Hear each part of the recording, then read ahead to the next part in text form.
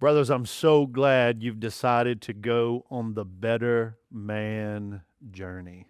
You know, when I think about it, there are very few things that the sacred and secular world agree on. But one thing is men. Both worlds agree that when men are better, everything else is better. Men are really the high tide that raises all ships. When men rise, so does everything else. Strong, godly fathers make strong, godly homes, and strong, godly homes make strong, godly churches, and strong, godly churches can lift entire communities and cities. I've seen it happen. It's not going to be academic institutions that save us. It's not going to be government powers that save us. No, the world gets better when men get better. And as a man, I want you to see on this journey, I want you to learn that you are not a burden on the world. Rather, you are a blessing. And over the next 9 weeks, I'm going to show you exactly what that means. And it all starts with clarity and community. Clarity and community. As men, we all want to be better. It's intrinsic. I want to be a better father. I want to be a better husband.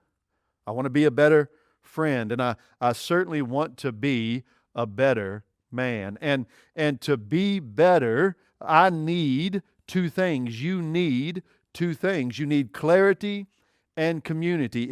If we're going to grow, we need to know who we are. We need to know where we're going, the teleos, the direction of our lives, and we need to know who we're going with. Better Man co-founder Robert Lewis once said, "You can't become what you can't define." Clarity is key in understanding your manhood. I'll take it a step further. When a thing isn't rightly defined or understood, the abuse of that thing is inevitable. When femininity and masculinity isn't rightly understood or defined, the abuse of or by femininity and masculinity is inevitable.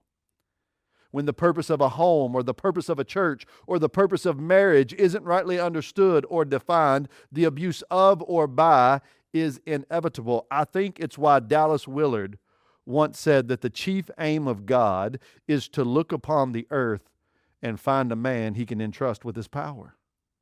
Why? Because as men, we either neglect it or we abuse it.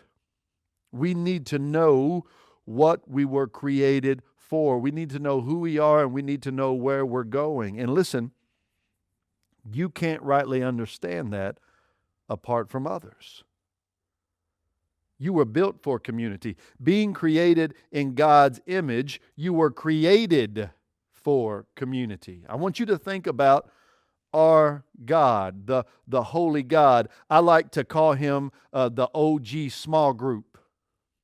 From the beginning of time, God has always existed in community. God the Father, God the Son, God the Spirit living together. Co-eternal, existing in this holy community. And you and I, we are created in the image of that God, of that Trinitarian God. As a matter of fact, I think we are most like God when we are living in life-giving community with others.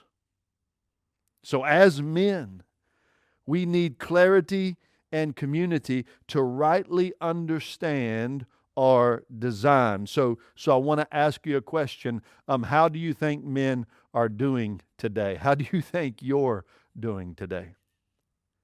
Every man I've ever met is looking for a manhood that works, because a manhood that works is life-giving. The phrase there, the fill-in there, is life-giving. People are inspired by a life-giving manhood. Women and wives feel safe and valued around a life-giving manhood. Families thrive in a life-giving manhood. Sons are drawn to it. Daughters delight in it. The world is better because of life-giving manhood. And we use the phrase life-giving because it's the phrase the Bible uses. It's the phrase that Jesus used. Jesus said, I came that they may have life and have it abundantly, have it to the full. And again, being created in the image of God, being akin to our elder brother, we too are life-giving men. At least we're supposed to be. And here's what I want to show you, brothers. You don't have to redefine what that is. And you don't have to reinvent what that is. All we have to do is reclaim it in God's good design. All we have to do is go back to what Jeremiah called the ancient paths. What did he say? He said, stand by the roads and look. Ask for the ancient paths. Why? Because that's where the good way is. And walk in it. And there you will find rest for your souls. We just have to reclaim what God already designed. I have a 1967 Ford Fairlane convertible that I've been restoring for years. And that thing, I'm telling you, it is pristine. It is sharp. I remember the first time I took my son for a ride in it. He got in and he said, Dad, where is the Bluetooth? I said, I have failed you as a father. I said, son, you don't take a classic car and make it something new. You take a classic car and you restore it back to what it was. Brothers, that's what God is doing in me. And that's what He wants to do in you. He wants to take us back to the old paths. And the problem is, man, we've lost our way.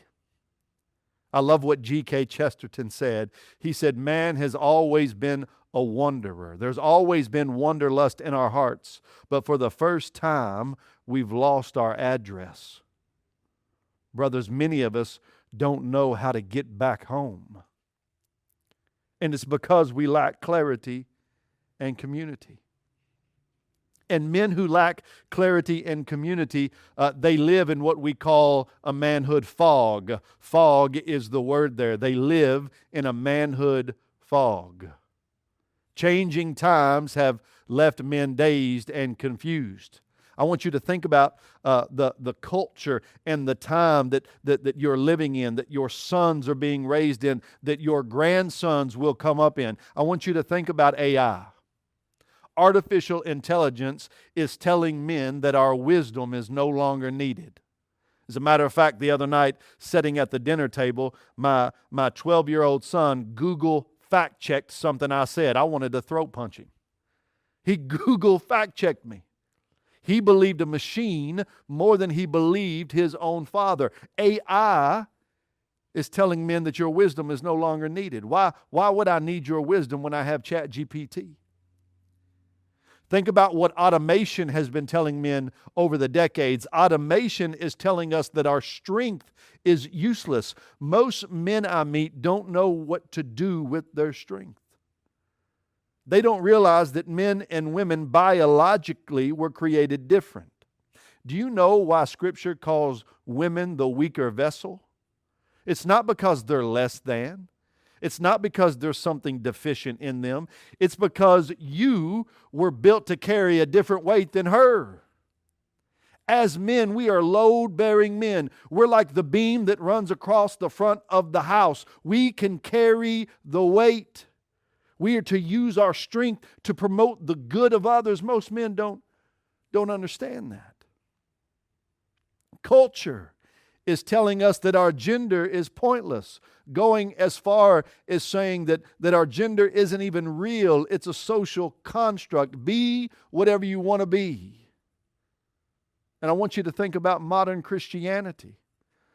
Modern Christianity, with its conscious and unconscious feminization, has long been catering to women and children. It's telling us, the church is telling us today that our presence is optional. As a matter of fact, if you want to succeed in the church today, show up, tithe, and help park cars. You do that long enough, we'll make you a deacon.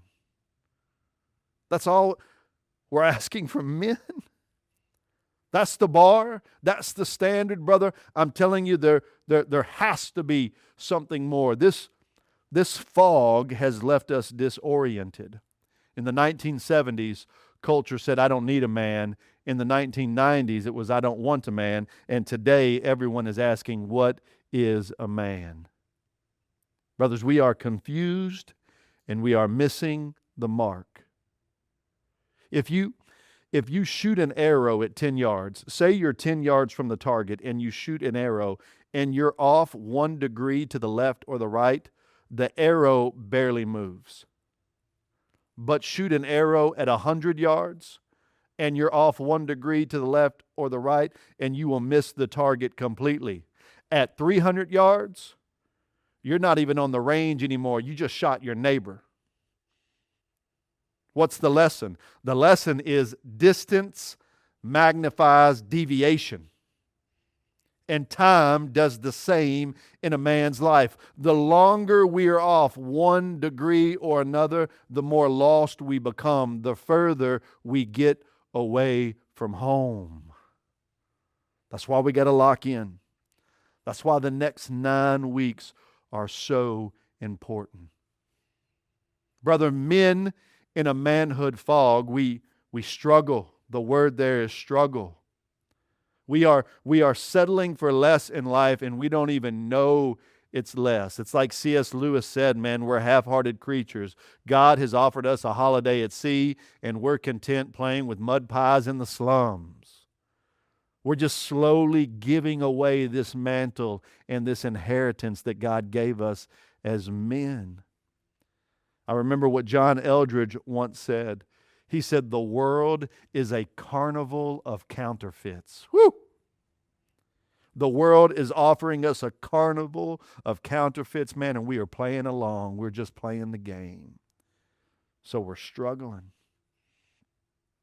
And men in that manhood fog, man, they create problems. The word there is problems, and they create lots of problems. Why do they do that? Because they're always looking for meaning, and they're guessing.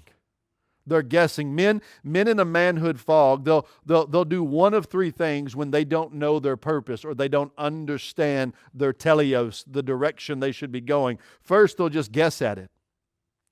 They'll guess at their manhood, they'll guess at their masculinity, and they'll hope that it works, but 99 out of 100 times they guess wrong and they break everything in their path. It's why I meet so many young men, 24, 26, 28, and they're on their second and third marriage. They done bounced around for 4 or 5 churches. They got kids they don't talk to. They've started and stopped college 2 or 3 times. They're working on their second and third careers. They're just out there guessing at their purpose and guessing at meaning, and they're breaking everything in their path. And if they're not guessing, well, then they just turn to the loudest voice in culture. Just whichever way the cultural wind blows, man, they go. Like James describes, they're like waves being tossed to and fro in the wind. So they listen to Jordan Peterson, and they listen to Joe Rogan, and they listen to that idiot Andrew Tate, who has nothing good to say. They just latch on to the loudest voice in culture. And if they're not guessing and if they're not listening to the loudest voice in culture, then they just resign. And this may be the saddest thing they do. I watch men slowly quit their manhood and masculinity. And I see these guys everywhere. I see them in culture. I see them at the mall. I see them at my church. If they're married, they're typically 6 to 8 feet behind their wives with a diaper bag and their head down. They don't think for themselves. They don't speak for themselves. They don't lead in any way. They just slow quit their purpose in life. I often say that most men are buried at 78, but they die at 28. They give up. It's why the famous cultural anthropologist Margaret Mead said the chief responsibility of every society is to find healthy roles for its men. Why did she say that? Because she knew that a culture and a church that fails to call its men up, fails to call them to noble pursuits, those men will naturally dumb down to problematic behavior. Brothers, we don't drift into God-honoring masculinity. We drift away from it. So let's talk about that drift. Let's talk about the currents that are pulling us away from our blueprint. I want to talk about 4 challenges that men face today. And I know men face all kinds of challenges, but these 4 seem to impact and touch every man. First and foremost, there's a loss of a common manhood vision. We have failed to paint the target. And without the vision, we live in no man's land. I've got a friend who owns a janitorial company. And this is a little bit crude, but his employees were complaining because they were having to clean up all this urine around the urinals. Men can't seem to hit the target. So my buddy has a brilliant idea. He starts painting little bullseyes in the urinal. It eliminated 80% of the waste. Why? Because every man just wants to shoot at a target. I don't care if you're 8 years old or 80. Give me a target and I want to shoot at it. Well, when there's no vision, when there's no target, men don't know how to win. And men who don't know how to win the game won't play the game. They'll quit, or worse, they'll never get off the sidelines. I believe it was Helen Keller who said, the only thing worse than being blind is having sight but no vision. Having nothing to aim at. And brothers, we've done a terrible job. Culture has done a terrible job. The church has done a poor job at giving that grand vision for masculinity, for painting the target. Secondly, we've seen the rise of a weightless, unstable manhood. A weightless manhood. I live in Texas. Because I live in Texas, I get to drive a pickup truck. Amen? And anybody that's ever owned a pickup truck, you know that you have to keep weight in the bed. As a matter of fact, if you've ever read your owner's manual, it suggests that you put weight in the bed of a pickup truck. Why? Because it gives it traction. On rainy days or snowy days, that weight in the bed of the pickup truck gives it stability. Well, most men today are like pickup trucks with no weight in the bed. There's no traction, and when you don't have any weight in the bed, when you can't get traction, you spin out or you fishtail. Do you know how many young men I meet that are just fishtailing through life? Spinning out in their relationships, fishtailing through their marriage, their careers. It's because there's no weight in the bed of the truck. There's no real responsibility. And let me tell you, the number one culprit of this weightlessness. Weightlessness is created by the emotionally and or physically absent father figure. That's the phrase, father figure. It's created when there's no dad, present dad in the picture. And the loss of dad is significant on 2 levels. Man, this is something I learned from Robert Lewis. You see, dad's presence gives a son the weight of emotional stability. Dad's love and dad's affirmation is like dropping plates in the bed of that truck. Dad's love and dad's affirmation will keep that truck stable, will keep the young man from spinning out of control. Take away that love, take away that affirmation, bro, you got a weightless bed. You're fishtailing everywhere. Dad's instruction gives a son the weight of directional stability. So not only are you getting emotional stability, you're getting directional stability. You're getting moral convictions. You're getting practical skills around manhood and masculinity. Absent moral conviction, absent practical skills, and you're like a truck with no weight in the bed. Just fishtailing through life. It's why so many men I meet today have lost their utility. They don't even know what it means to be a man. In a recent survey, they asked that as a man, what do you need to survive? The number one answer was a credit card. Number 2 was a cell phone. Give me a credit card and a cell phone. What you need is a pocket knife. You need to start carrying a pocket knife again. We got to put weight in the bed. Weightlessness unleashes a host of problems. It's an epidemic in America today. Think about this. In 1960, only 5% of boys in America were fatherless. Today, it's 39%. And those are actual orphans. So 39% of millennials, Gen Z, are growing up actual orphans, no father in the home. That doesn't include men like me. I'm what you call a functional orphan or a half orphan. I had a dad in the home, but he spent the majority of his time in a garage drinking beer.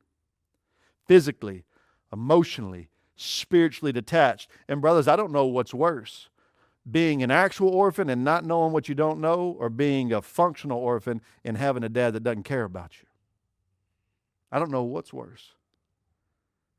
It also doesn't include spiritual orphans. What do I mean by that? Well, that's any young man that grew up in the youth group in the 90s. He got pizza and basketball but was never discipled. Had a lot of fun, but was never formed. And when you add, I contend, when you add actual orphans, functional orphans, and spiritual orphans together, 70% of all millennials in Gen Z today never had a present father, never had a spiritual father. So they're weightless, man. And because they're weightless, they don't have that wide body. They don't have that base.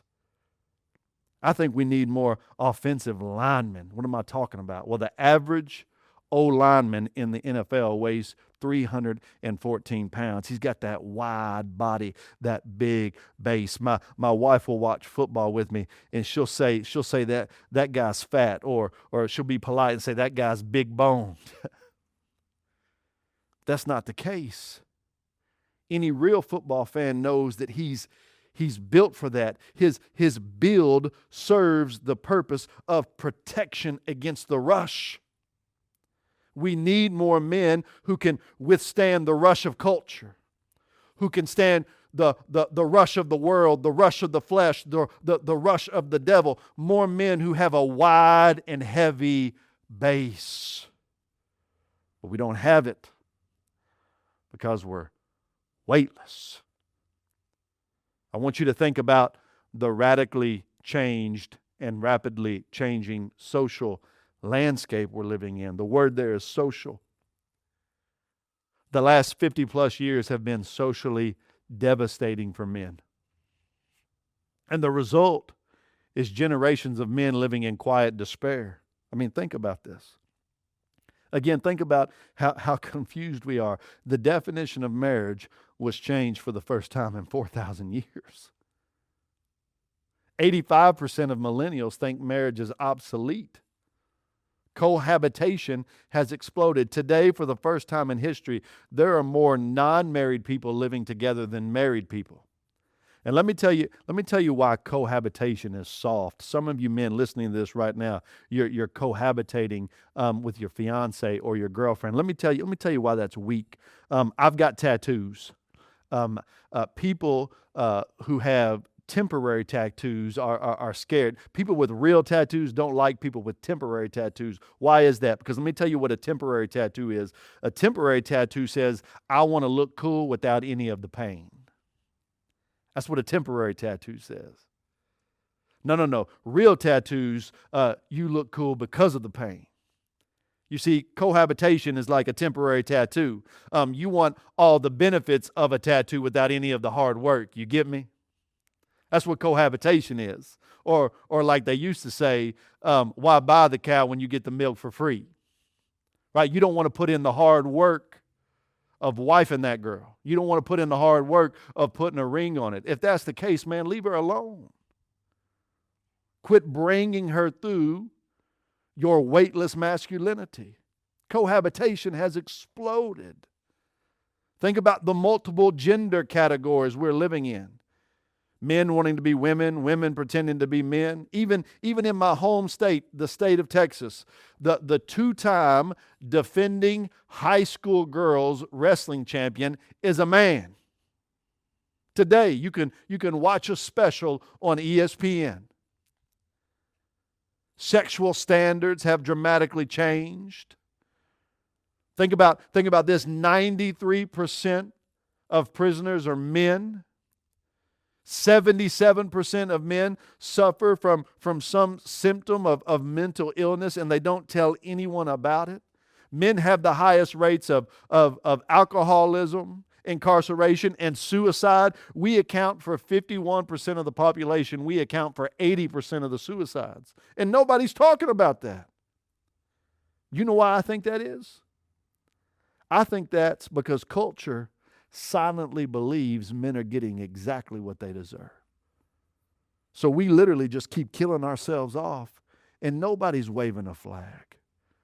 Nobody's sounding a horn. 51% of the population, we account for 80% of the suicides. Brother, something's wrong. We're not working anymore. There are 7 million able-bodied men right now that are unemployed. There are more women CEOs, more women managers than men today. We're not going to college. Women are graduating college 3-to-1 to men, and it gets even higher. The gap is even further when you get into advanced and professional degrees. For the first time in history, at all Ivy League law schools, there was a woman who was an editor-in-chief of the Law Review. And listen, man, I'm all about equality. Man, I think we need to pay men and women equally. We should have lifted women up because we spent so many time pushing them down, but we don't have to lift women up at the expense of men.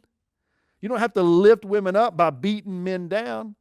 Title IX was a landmark, historic legislation. It was a good thing. Equality for women in education, equality for women in sports. When Title IX was written in the 70s, men were 12 academic points ahead of women K through college. On average, we were 12 academic points ahead. Today, women are 14 academic points ahead K through college. We didn't make anything better. As a matter of fact, we made it worse. Clearly, women are excelling in today's modern world while men have stalled. I mean, the socially changed landscape is breathtaking. Last but not least, the lies that men believe. I want you to think about the lies that men believe. Satan, the Bible says that Satan is the most cunning or the most crafty beast in the field. It never says he's creative. And let me tell you how I know that. It's because he's been telling the same 2 lies from the beginning of time. He's crafty, not created. In Genesis 3, you see these 2 lies. The first lie is, hey, eat the fruit and you'll be just like God. The Hebrew actually says, eat the fruit and you shall be as Elohim. You see this in Genesis chapter 3, verses 5 through 7. You will be as Elohim. You will be God. That's the first lie. The first lie is you're so good you don't need God. Man, do you. Be you. You don't need anyone or anything else. You're so good you don't need God. That was the first lie. And the second lie came right after it. What does the Bible say? They ate the fruit. In their nakedness, they were ashamed and they hid from God. For the first time in history, God had to come looking for His creation. That's the second lie. You're so bad, God could never love you. You're so bad, God can never want you or use you. And I'm convinced every man under the sound of my voice right now, every day we walk a fine line between those 2 lies. I'm so good I don't need God. I'm so bad God can never love me. And this is how crafty Satan is. I can wake up in the morning and be believing the first lie, and by lunchtime I'm in the fetal position believing the second lie. That's how crafty he is, man. And believing these lies, we either fall into pride or despair. We either elevate ourselves too high or we go into isolation. Both of those things are focused on the self. We tell ourselves like my actions only affect me and no one else. We tell ourselves I'm the only one who struggles with this. No one will understand. Brothers, there ain't nothing that you've struggled with that I haven't struggled with. We tell ourselves, well, it's just too late to do anything about this. We tell ourselves, man, if they really knew the truth about me, they wouldn't want me. They would reject me. Those are all lies from the evil one. So, brothers, the million-dollar question is, can we recover and define a vision for manhood in the 21st century that is life-giving? A vision that is enduring and capable of forming strong, faithful men. I'm telling you, we can, and we're going to over the next 9 weeks. Three promises for our journey. First, you will gain clarity and make some significant personal discoveries. The word there is discoveries. But make no mistake, brothers, you get out of this what you put into it. So come ready. Man, come open-handed.